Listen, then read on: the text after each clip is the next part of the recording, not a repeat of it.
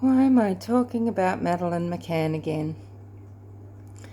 Well, I've just learned that since Monday, German police, under the direction probably of German state prosecutor Hans Christian Wolters, are at an industrial plot that is owned by Christian Breuckner. Some reports are saying it was, it's land he owns or the last known address of this person before he's gone into prison. He's in prison now on charges unrelated to Madeleine McCann. So, German police have been saying, look, they know Madeleine's dead, they just don't have the proof. They know that,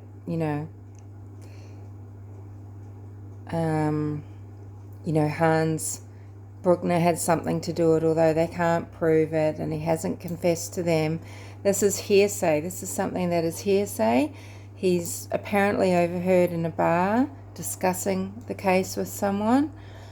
How that amounts to any credible evidence, I don't know.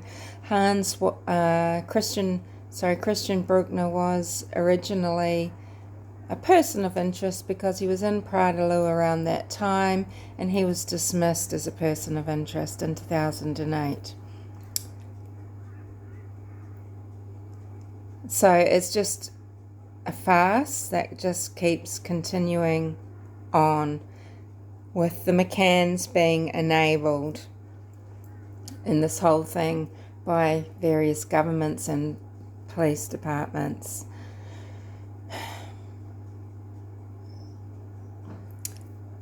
If you haven't discovered all the investigative journalism around this case, so I'm meaning not the Nine News, not Fox Network, not Sky News, I'm talking about if you haven't personally been able to look at the transcripts and things like that, and if you haven't read the book by the Portuguese detective, if you haven't done any of that, don't make assumptions about this case. Could you please do me one thing? Go to the James Bogart YouTube channel and watch his 18-part series.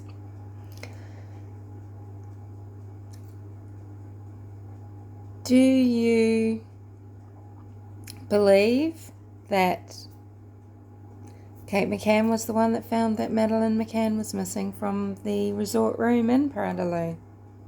Is that what you believe?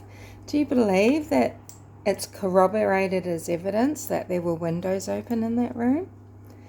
Do you believe that any evidence has ever been found of a break-in? Do you believe that world-class cadaver and blood dogs made 7 mistakes in a row in the case of Madeleine McCann?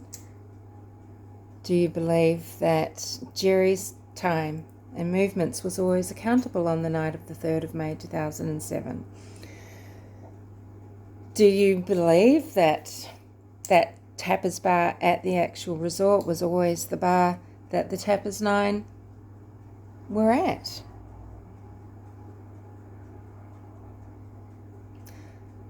You're probably suffering some misapprehensions and then possibly drawing conclusions based on false knowledge, things that aren't real.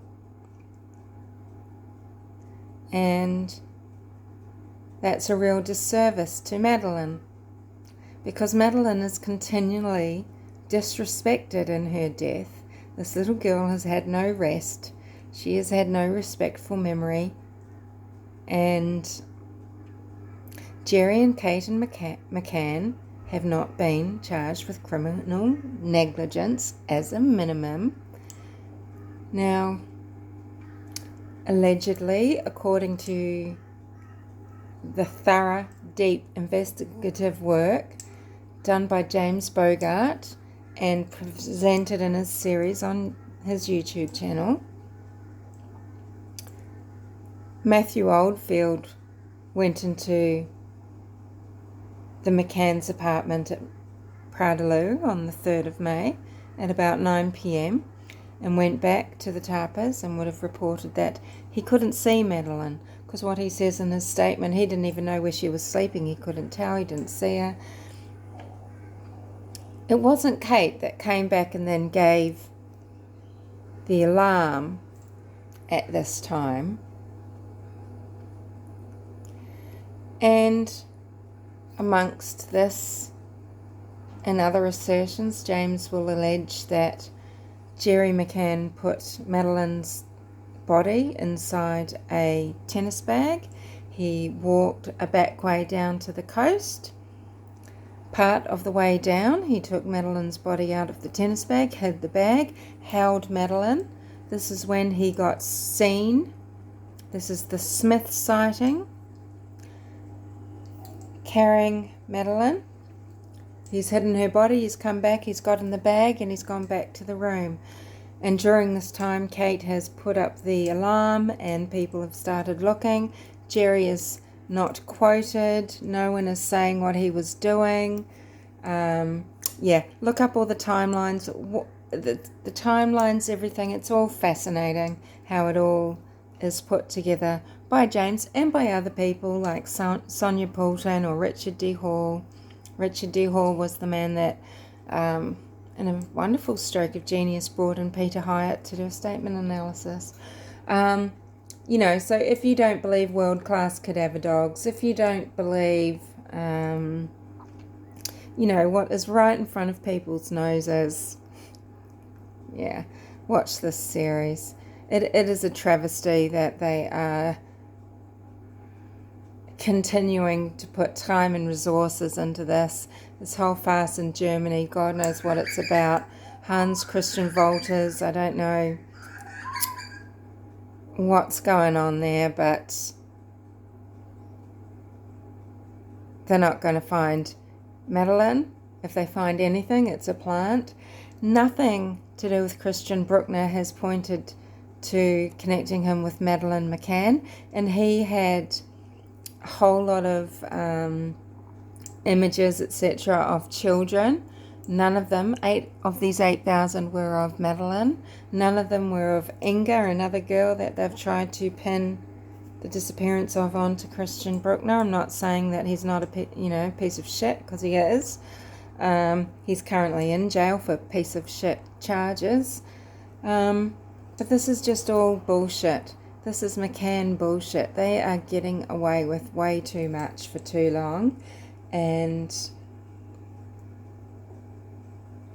please watch the series. Let me know what you think.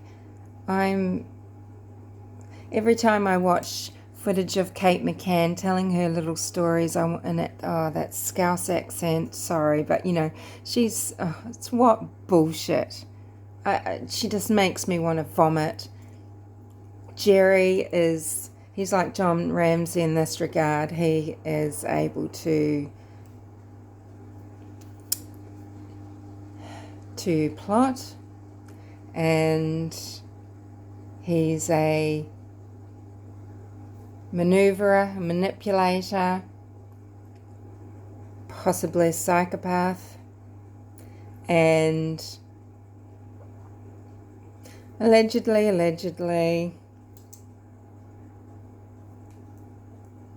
speculate, but the McCanns have hidden Madeleine's body because they don't want to be held accountable as negligent parents, and they've been supported in this because who wants NHS doctors who are negligent parents who leave their children alone in a resort room in a foreign country, tiny children